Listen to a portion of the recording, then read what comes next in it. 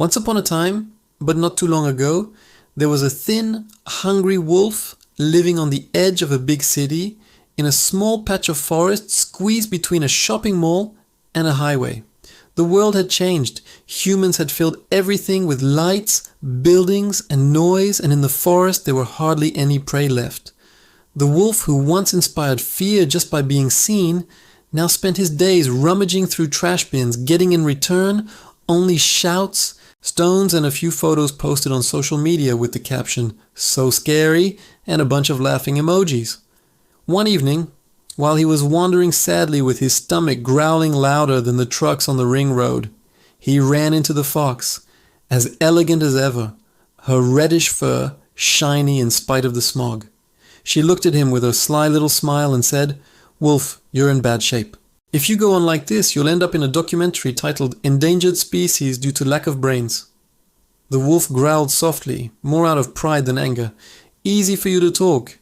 You're small. You can sneak anywhere, steal from hen houses, eat leftovers in the city. I'm big. They see me right away. They fear me. They chase me. This is no longer the time of wolves. It's the time of foxes." The fox tilted her head, amused. "It's the time of those who know how to adapt. You're strong, but you don't know how to use that thing inside your head. Do you want to learn?" The wolf, torn, thought of all the nights spent staring at the sky between the streetlights and decided that things couldn't get much worse anyway. "All right, teach me." The fox lit up metaphorically with a smile as if she were a light bulb. "Perfect. First lesson. In this new world, it's not the strongest who survives, but the smartest. Second lesson, never trust too much someone who's smarter than you. But you'll figure that out as we go." And so the fox started taking the wolf with her on her little missions. She showed him how to approach silently the trash bins behind the restaurants, the ones full of still good food thrown away by mistake or out of whim. She taught him how to move in the shadows of parking lots, avoid cameras and car headlights, and not get caught by guards with their phones always ready to film everything. The wolf learned quickly, and every time he managed to eat, his eyes shone with gratitude. "See," the fox would say, "in the world of humans, food no longer runs in the fields, it ends up in the bins. You just have to know where to look." One day, however, the fox told him about a better opportunity. Behind the big supermarket, the one with the bright sign, there's a warehouse. Every evening they throw out whole crates of stuff still in its packaging. We're not talking bones and pizza crusts here. We're talking meat, cheese, fancy things. If we manage to get in there, you won't be hungry for a while. A hope so strong lit up inside the wolf that he almost forgot his mistrust. "And how do we get in?" he asked. The fox, her eyes gleaming with 1,000 secret plans, said, "There are gates and grates, sure, but there's also a small gap where the wall is cracked. I can fit through, but you're too big. You'll need your strength to widen it."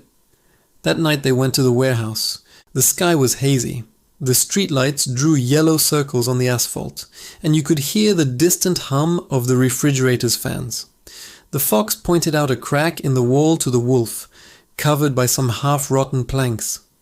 "Here it is. You push hard. I'll keep an eye out in case someone comes." The wolf, eager to prove he was still good for something, dug his paws into the ground and pushed with his whole body. The planks creaked, nails popped out, the concrete crumbled a little. After several attempts, he had created an opening big enough for a hungry wolf to truly hope to get through, but just as he was about to stick his head in, a harsh light flicked on above him. The fox, however, had already slipped inside with a darting move. The wolf heard a beep, then another, and finally a shrill alarm that made his fur stand on end. Men in fluorescent vests appeared from the corner, shouting. The wolf tried to get inside to hide, but the hole, although wider, was still too tight for him. He got stuck at the chest, his legs kicking in the air, while the siren kept wailing in the dark.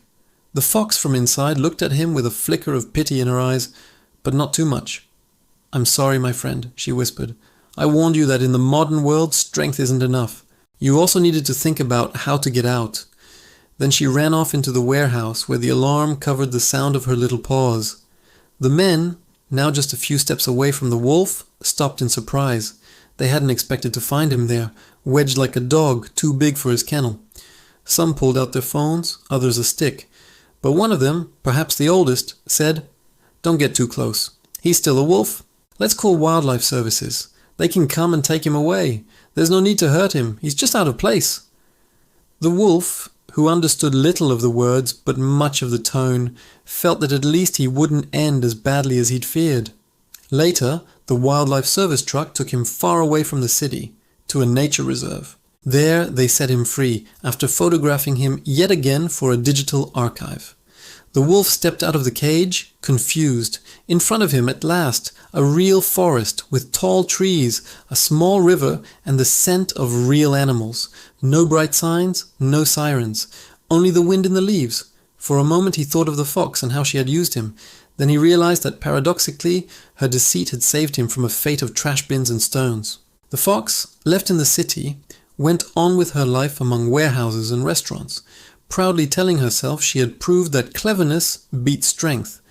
But every now and then, when she saw on billboards the image of a majestic wolf, symbol of freedom and wild nature, she felt a twinge of envy. The wolf, in his new forest, had to learn from scratch how to hunt, how to move silently among trees instead of trash bins. It wasn't easy, but this time the effort had a different taste. It wasn't humiliation, it was life. And he understood that the world of humans wasn't made for him, that real strength is not just breaking a wall, but knowing where it's truly worth going in.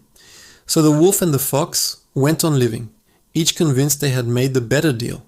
But if you listen closely, on nights when the wind blows from the city toward the forest, you can hear a thin laugh and a deep howl mixing in the air, as if to remind us that in the game between strength and cunning, sometimes the winner is the one who finds their own place instead of chasing crumbs from someone else's table.